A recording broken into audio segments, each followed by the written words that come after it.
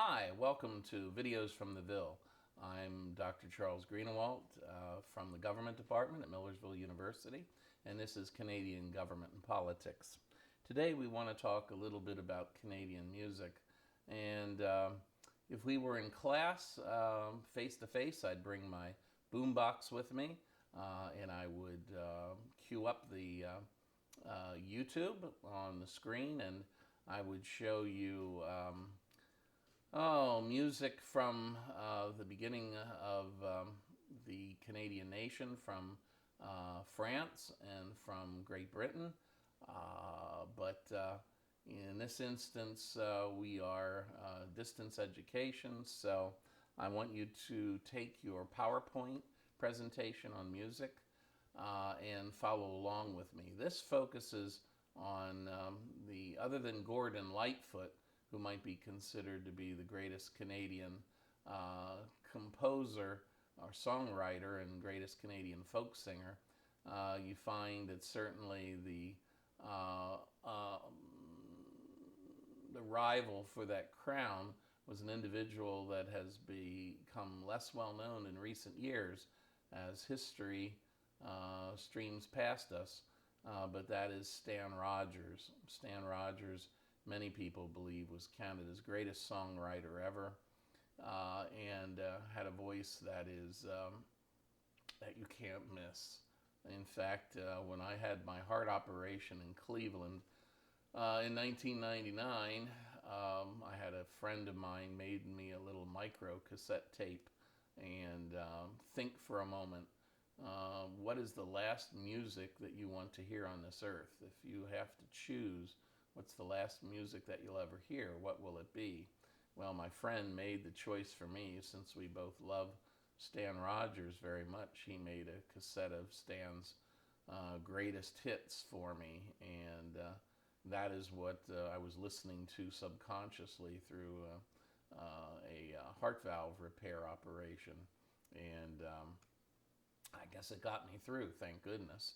I'll always be grateful to Stan for that. But let's take a look at the career of Stan Rogers and folk music in Canada.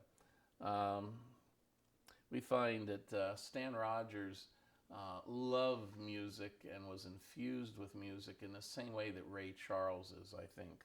Ray Charles says, "What about music?" Ray Charles says, "I was born with music inside of me. Music was one of my parts. Like my ribs, my kidneys, my liver, and my heart. Like my blood, it was a force already within me when I arrived on the scene. It was a necessity for me, like food or water." Unquote. That's Ray Charles, and that definitely is Stan Rogers as well, and his identity with music. Well, when we look at music, we know that it's one of the sources of national identity, and that then shows you how it becomes much more of a political subject. We find that national identity is constructed differently for each individual and for every group, but national identity brings together the unique characteristics, the culture, and symbols that set one group of people apart from others. Music is an integral component of national identities. When we look at Canadian popular music, what are the elements to Canadian popular music? Well, one is protest. Another element of Canadian popular music is anti-Americanism, this huge power to the South that always threatens to swallow them up.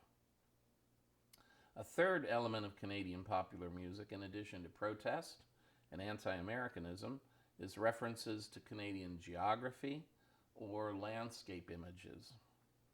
And the fourth element is lyrics that identify Canadian iconography, qualities, values, or icons of popular culture. And Stan Rogers captures all those at one point or another in his music. Well, Canadian heroes. How do we distinguish individuals in Canada who are considered to be heroes? Well, there's a belief that Canadians can't become famous at home unless they die or they become wildly successful abroad. And this was the case with the individual who wrote the anthem of O Canada. And his picture is on your PowerPoint. He was only successful when he was feted, when he was celebrated abroad. Well, Canadian identity has three fundamental themes. The three fundamental themes of Canadian identity are: one is conflicted relations between the English and the French. Secondly, are close ties between English Canadians and the British Empire. And the third is the close proximity of the English-speaking Canadians to the economic, military, and cultural power of the United States. So there are three fundamental themes that set Canadian identity: the tortured relations between the French and the English, the close ties between the English Canadians and the British Empire, and the third is the proximity, the very close proximity that English-speaking Canadians have to the economic, cultural, and military power of the United States. The Canadian identity has always been elusive at best. Andrew Cohen said that Canadian identity was as elusive as Sasquatch. And there I have a picture of Sasquatch for you, so you know he's a real thing. Right there's his picture in the upper right-hand side of that PowerPoint.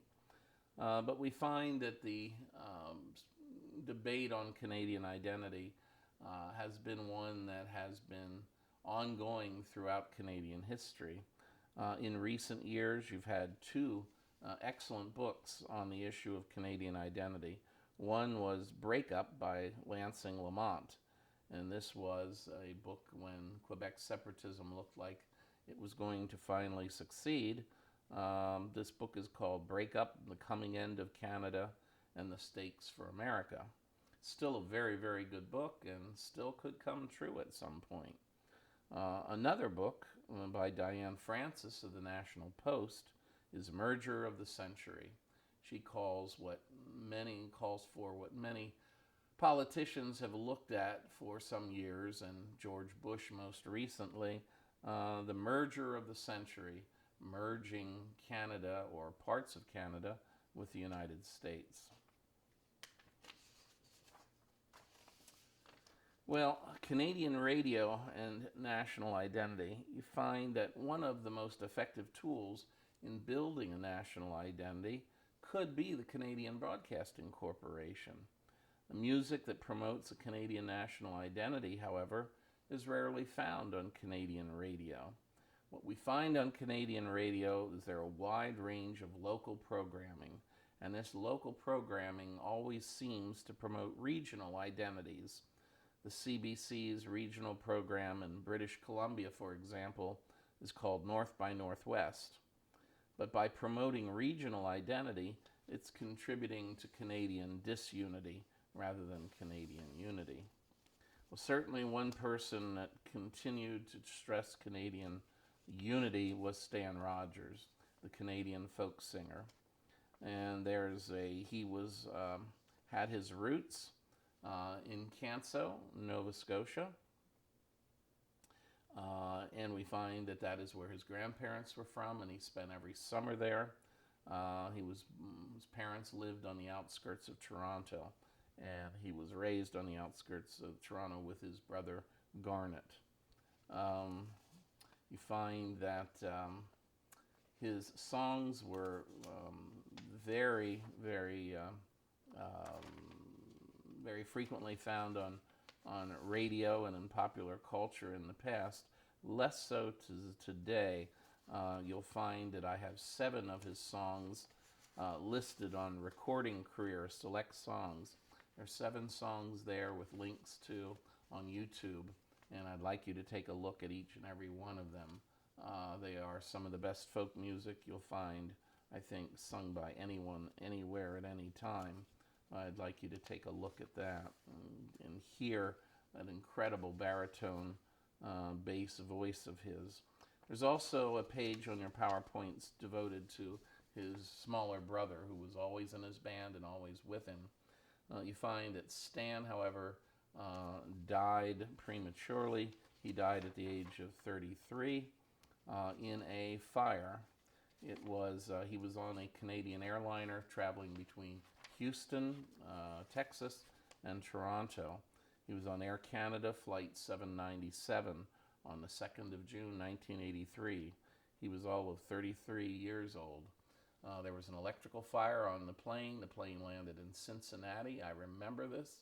I was in my home in Charlottesville when the television brought us a view of the fire. And people got off the plane, including Stan. But there were some people who were left, and there were a few volunteers to go back in the plane to get him out. Stan was one of them, and he never came out again. Garnet was not on the plane with him. He had chosen to drive back to Canada. So Garnet lived and Stan died. And to this day, I wonder if that drives some of Garnet's career to this day. But Garnet has become now perhaps he is the second best folk singer, second best known folk singer in Canada after Gordon Lightfoot, of course. Gordon Lightfoot now, I believe, is 81 to 82 years old, but he's still going strong. Well, folk music, when we look at folk music, there's many different definitions of folk music as there are for national identity. But folk music could be considered to be traditional music, played on traditional instruments, passed on from generation to generation. You find it currently it's defined as popular acoustic-based music.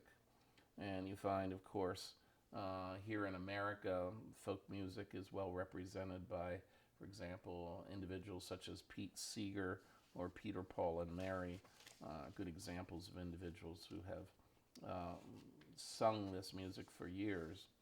So I want you to listen to the songs of Stan Rogers. The interesting thing between Stan and Garnet is Stan always sang of historical events in Canada, geographical points in Canada, icons in Canadian history. You find that Garnet tends to sing about relationships, personal relationships more than Canadian history. But I hope that you'll appreciate the music of Stan Rogers, and that'll help you perhaps understand Canadian identity better. If you have any questions about this, please be sure to contact me. I'd love to talk to any of you about Canadian music at any time. I'll see you next with a discussion of Canadian literature.